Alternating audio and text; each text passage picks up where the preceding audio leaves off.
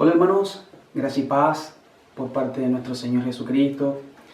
Que el Señor sea en ustedes, sea bendiciéndoles, sea ayudándoles en todo, sea ayudándome a mí para exponer su palabra tal y como está escrito. Hoy los versículos que estudiaremos hoy, el 24 y 25, para la gloria del Señor, finalizaremos toda la carta de Judas.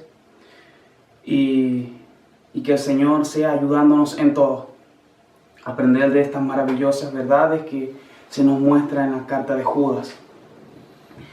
Y antes de leer el texto, me gustaría dirigirme al Señor en oración para que sea ayudándonos, sea ayudándome y que cada día podamos vivir su palabra, podamos estar perdidamente enamorados de nuestro Señor Jesucristo.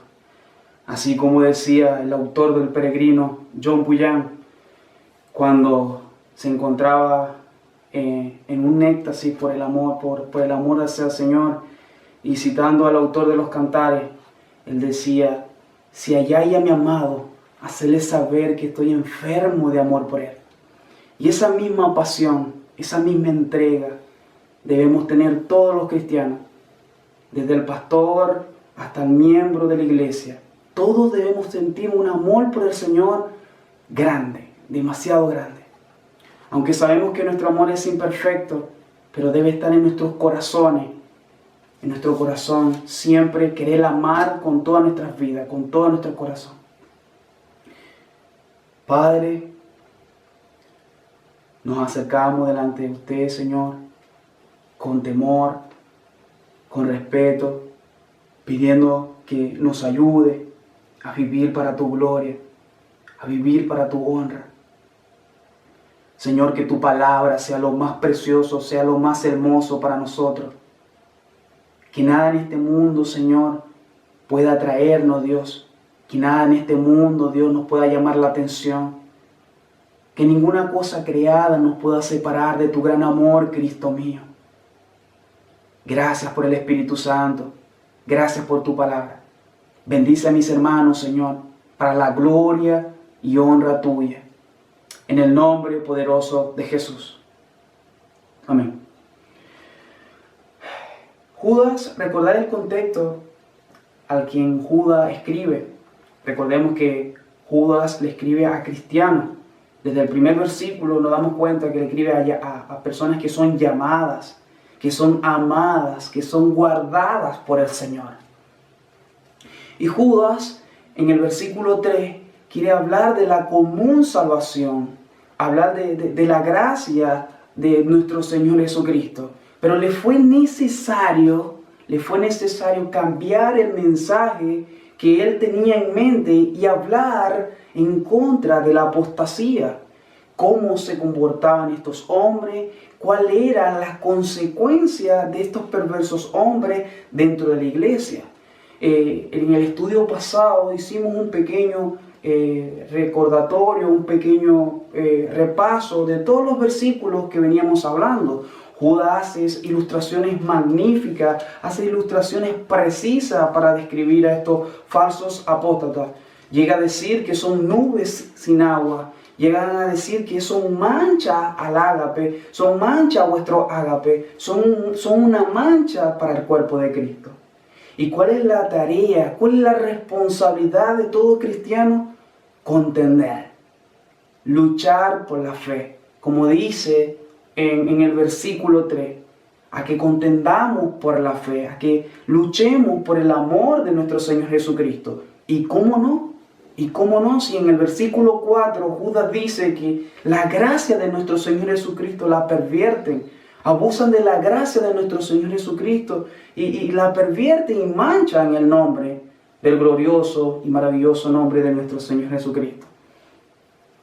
Ahora, el texto que vamos a leer es el 24 y 25. Recuerden que él viene hablando las características de los apóstatas, ¿verdad? los menciona como son, el cuidado que nosotros debemos tener, y después se dirige al pueblo cristiano, cambia su mirada, cambia su tono. De hecho, insiste a que recordemos las palabras de los apóstoles, que recordemos lo que ya se ha dicho, que nos mantengamos firmes delante de esa línea, que se mantengan firmes delante de esa línea.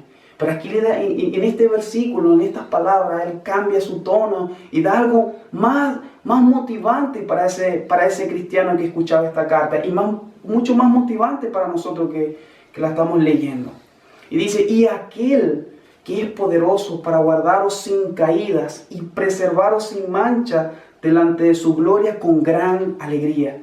Y dice: al único sabio y Dios, nuestro Salvador, sea gloria y majestad, imperio y potencia, ahora y por todos los siglos. Amén. John MacArthur, cuando comenta este texto, dice lo siguiente: todas las doctrinas de la salvación son absolutamente esenciales y profundamente valiosas para los redimidos. Pero la doctrina de la seguridad eterna, mejor conocida como la perseverancia de los santos, se destaca como la más maravillosa de todas. La gloria de los demás aspectos de la salvación, como justificación, regeneración, conversión y adopción, no se pueden apreciar por completo si la salvación no fuera para siempre. Como decía nuestro pastor y hermano en la fe, John MacArthur, una de las doctrinas más importantes y preciosas que nosotros podemos ver en las Sagradas Escrituras es la perseverancia de los santos, es la seguridad que tiene cada creyente. Y como él mismo afirma, como él mismo nos enseña en sus comentarios, sin esta doctrina realmente el cristiano estuviese en una aflicción constantemente. Y esto es lo que Judas quiere transmitirle a estos hermanos, a que ellos puedan tener confianza en aquel que es poderoso para guardaros sin caídas. Probablemente estos lectores, estos hermanos de aquel entonces, habían sido influenciados por estos apóstatas. Probablemente tenían miedo, probablemente habían coqueteado con el pecado, probablemente ellos se sentían preocupados por su salvación debido a la corrupción que había dentro del pueblo de Dios. Quizás ellos mismos se sentían condenados, y Judas le da estas hermosas palabras para que ellos puedan tener confianza en nuestro amado Salvador. Ahora, antes de entrar en la perseverancia de los santos, me gustaría hacer una pregunta y que pudiéramos responder de manera sincera y decir: si su salvación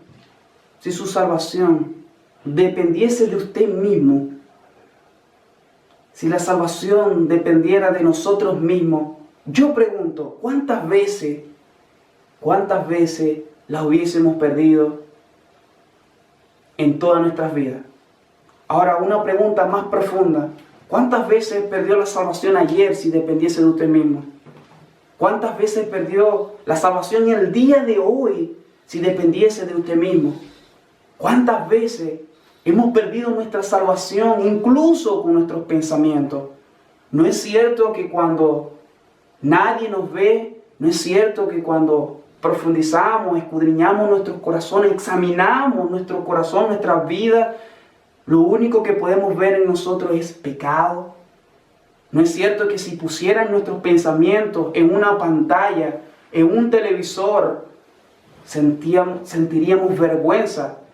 ¿No nos pasa a veces que cuando confesamos nuestros pecados con una persona, ya sea con un amigo, con un esposo o esposa, no nos sentimos vergüenza con esa persona que le hemos cometido esa falta? Imagínense que todos nuestros pensamientos sean expuestos.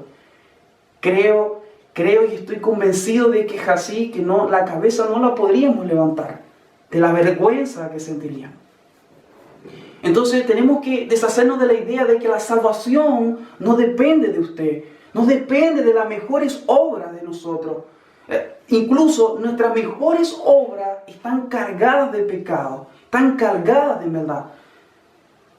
Como dice el profeta Isaías, todas nuestras obras son como trapos sucios, son trapos de inmundicia, que no sirven para nada, hermano, no sirven para nada. Ahora, miremos nuestra incapacidad a la luz de las Escrituras, hermano. Si hay una cosa que nosotros debemos hacer siempre, y siempre es como los hermanos de Berea, ver cualquier asunto, ver cualquier tema a la luz de las Sagradas Escrituras, es nuestro manual. Es ahí donde nosotros encontramos la fuente de la vida eterna. Es ahí donde hay la única palabra de verdad. Es suficiente, es infalible, lo es todo para nosotros. Y mira lo que dice el apóstol Pablo en Romanos capítulo 3, versículos 10 al 12. Como está escrito, no hay ni un justo ni aun uno, no hay quien entienda, no hay quien busque a Dios. Todos se desviaron a una, se hicieron inútiles, no hay quien haga lo bueno, no hay ni siquiera uno. Eclesiastés, Salomón dice, capítulo 7, versículo 20, dice: ciertamente no hay hombre justo en la tierra que haga el bien y nunca peque. El mismo apóstol Pablo, que para nosotros es un gran líder, un gran ejemplo como hermano, como misionero, como apóstol, él dice: miserable de mí, ¿quién me librará de este cuerpo de muerte? ¿Quién me librará de este cuerpo de muerto? Entonces, deshacernos de la idea de que la salvación depende de nosotros, eso es un gran punto, hermano. No depende de nosotros, porque lo único que somos buenos para ser nosotros es para pecar. Pecamos constantemente. Pecamos, de ninguna forma nosotros podemos garantizar nuestra salvación. Y otra cosa que también debemos entender para entrar en la perseverancia de los santos es que tú no elegiste a Dios, tú no elegiste a Cristo. Yo no elegí a Cristo. Él no estaba perdido, los perdidos éramos nosotros. Él te buscó, Él te eligió. Él te dio vida cuando estabas muerto en delitos y pecados. De ninguna forma, de ninguna manera, tú hubieses querido buscar a Cristo, porque lo que es la carne se opone totalmente a las cosas espirituales, se opone totalmente a nuestro gran Dios y Salvador. Por lo tanto, hermanos, el saber esto, el entender de que somos depravados totalmente y saber de que Dios nos eligió, debe llevarnos una vida de adoración completamente, en espíritu y en verdad, como le dijo nuestro Señor Jesucristo a la mujer samaritana. El Señor nos ayude a entender esto de corazón, de que somos elegidos por nuestro Señor Jesucristo. De hecho, las palabras de Jesús en Juan capítulo 15, versículo 16, Él dice lo siguiente: no me elegiste vosotros a mí, sino que yo elegí a vosotros. Yo he puesto para que vayáis y llevéis fruto, y vuestro fruto permanezca, para que todo lo que pidiereis al Padre en mi nombre, Él los dé. Así que una muestra más, una claridad más, para por nosotros poder entender que nuestra elección hacia Dios no vino por parte nuestra, sino fue porque Él nos buscó.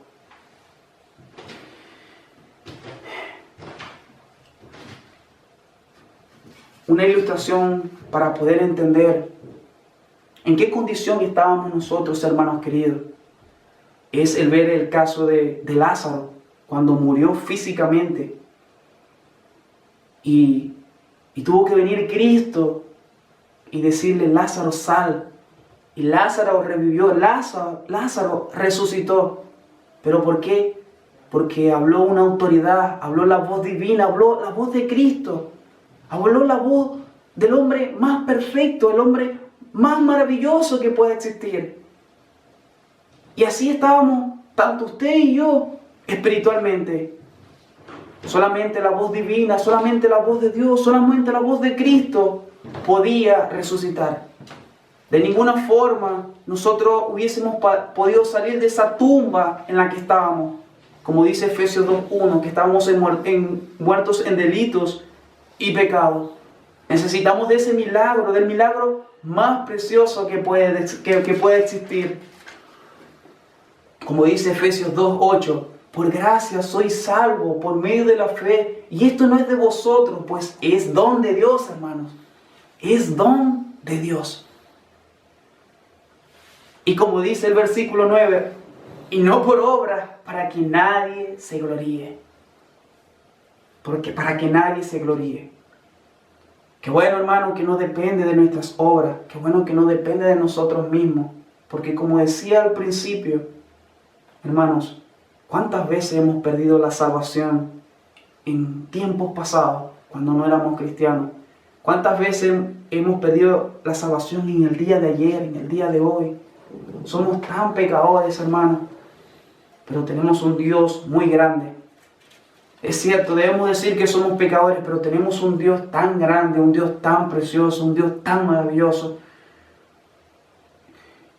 La pregunta que siempre nos hacemos, ¿por qué Dios nos amó? ¿Por qué Dios nos eligió? Él no tenía razón, no tenía por qué hacerlo. El apóstol Pablo lo único que nos dice es que por su puro afecto, por su pura voluntad.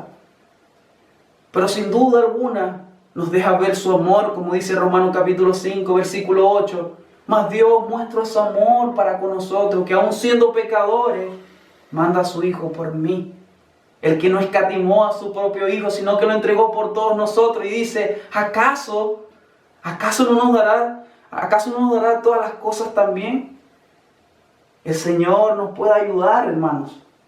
Hermano, Adán, siendo un hombre perfecto, un hombre que no tenía maldad, no pudo él mantenerse a salvo por él mismo.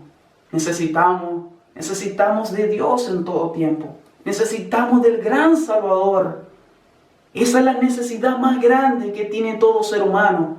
La necesidad más grande que tiene todo ser humano es Cristo Jesús.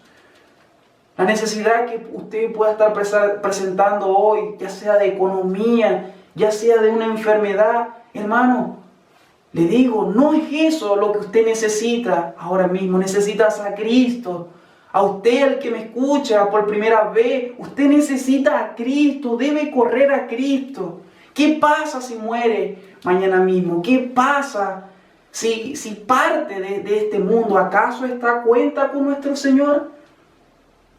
Y si no es así, cito las palabras del profeta Isaías, de Dios por medio del profeta Isaías, cuando dice, venid luego y pongámonos a cuenta y todos tus pecados serán perdonados. Pero dice, venid luego.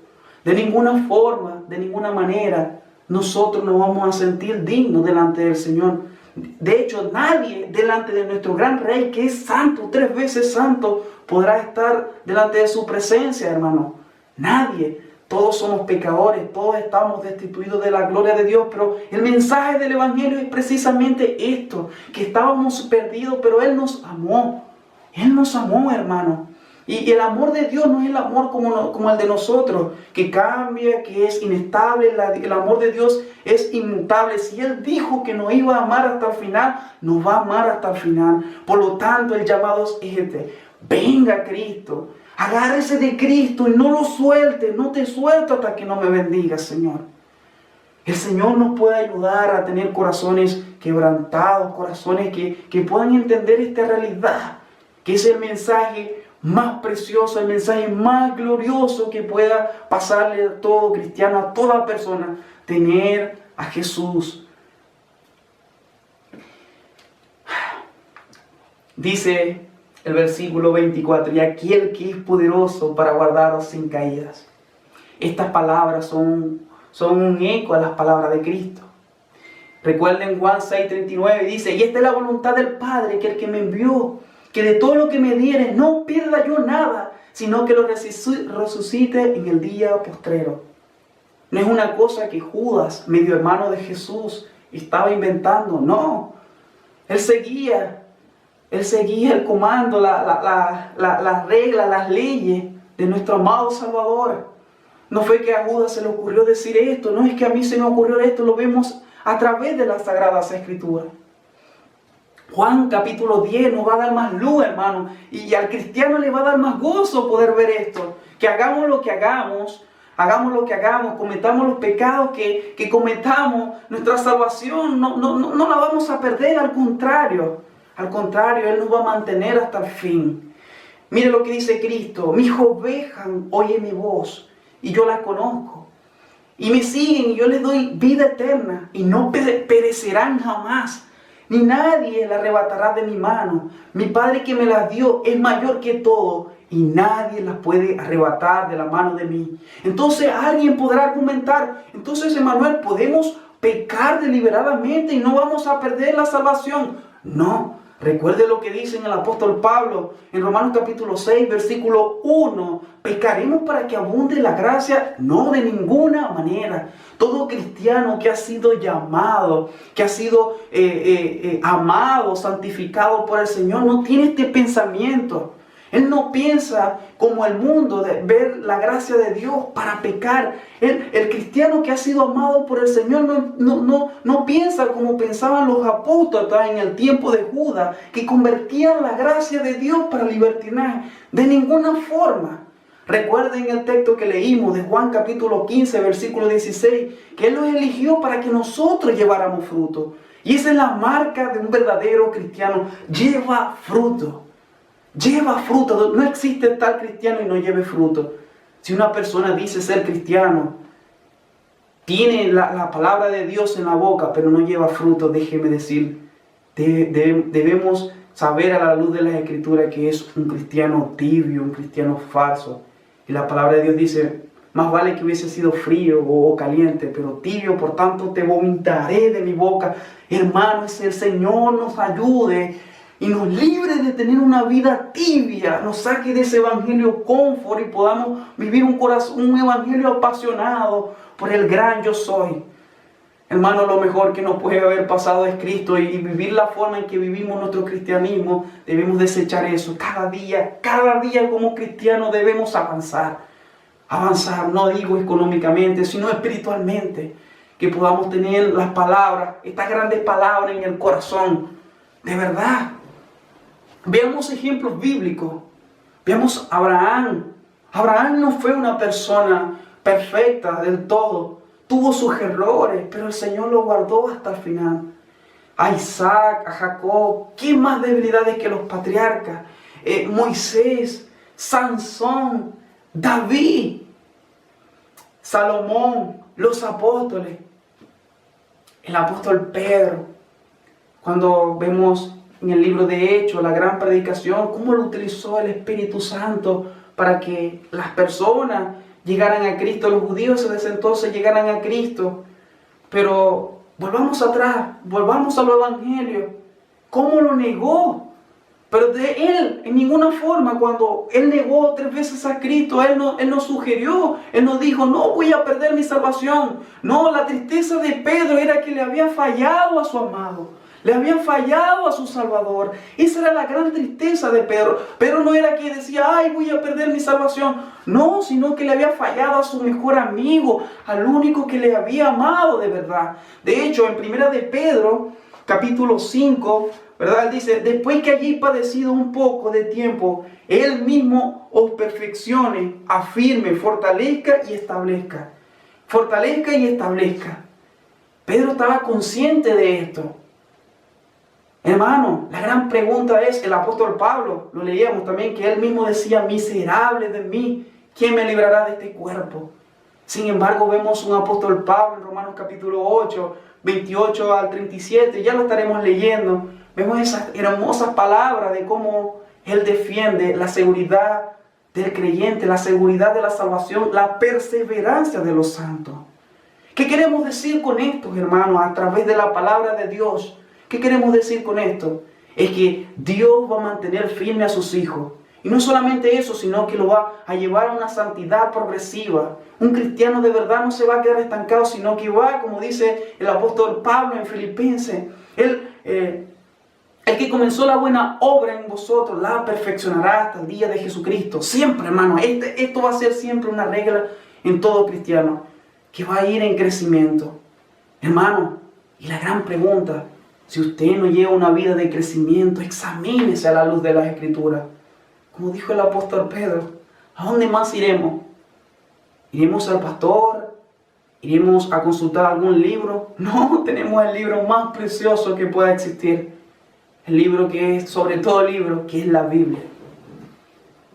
Y un escritor comenta, para darle más luz a lo que yo quiero transmitir, le da más claridad, que yo por mi deficiencia, por mi capacidad no se la puedo dar, hermano. Pero él dice lo siguiente: es concebible que a pesar de todo esto, los cristianos aún puedan caer y perderse. ¿Es posible para Dios predeterminarnos con el propósito de darnos santidad y sin embargo que nosotros no nos volvamos santos? ¿Puede Él adoptarnos como hijos y después negarnos? ¿Puede darnos seguridad de la salvación para luego retractarse de su promesa? ¿Es la voluntad humana tan fuerte para vencer el poder divino? Sin duda alguna, no. ¿Qué más tiene Dios que decir para asegurarnos que nosotros... ¿Qué más tiene Dios que decir para asegurarnos que nos sostendrá hasta el final? Hermano, y esto es una claridad con el pueblo de Israel, una claridad en el Antiguo Testamento, en el Nuevo Testamento, apóstoles incrédulos.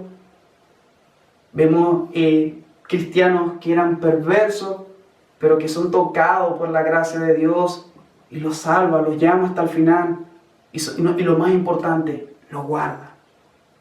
Lo guarda.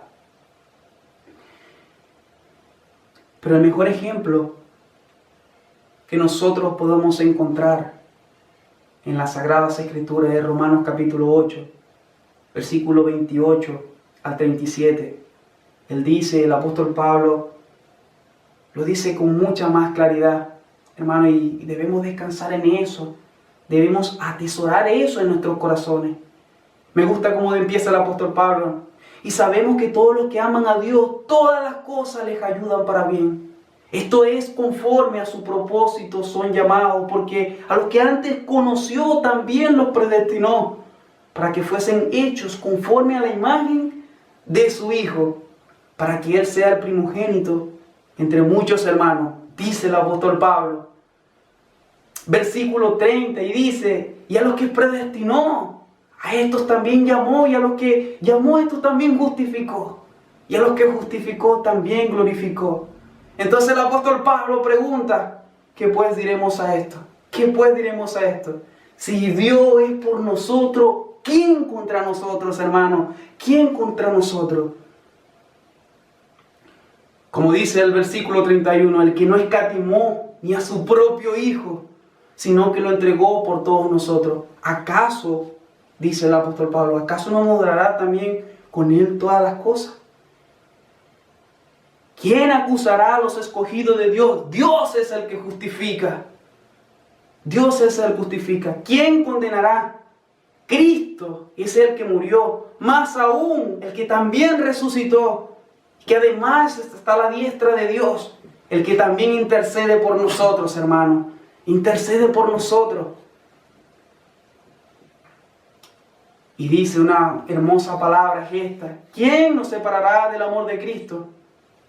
¿Tribulación o angustia? ¿O hambre o desnudez? ¿O peligro o espada? Como está escrito, somos en todo tiempo muertos, en todo tiempo estamos muertos como ovejas al matadero. Y las hermosas palabras que podamos encontrar al siguiente dice, lo más precioso lo podemos conseguir adelante, y es ahí donde nosotros debemos de descansar. Por lo cual estoy seguro de que ni la muerte, ni la vida, ni los ángeles, ni principados, ni potestades, ni lo presente, ni lo porvenir, Ni lo alto ni lo profundo, ni ninguna otra cosa creada nos podrá separar del amor de Dios que es en Cristo nuestro Señor. Así que, hermanos queridos, podamos descansar en esto, podamos descansar en su palabra, podamos descansar hasta el final. Y que será capaz de presentaros sin manchas delante de nuestro gran Dios. Y como dice el texto de Judas, con alegría, hermanos, con gran alegría. Con gran alegría. Hermanos, ¿cómo entender esto? ¿Cómo saber esto? No nos va a llevar a una vida de adoración. Dios nos ayude a admirar más a nuestro Señor, a amarle más por todas las promesas que Él tiene en su palabra.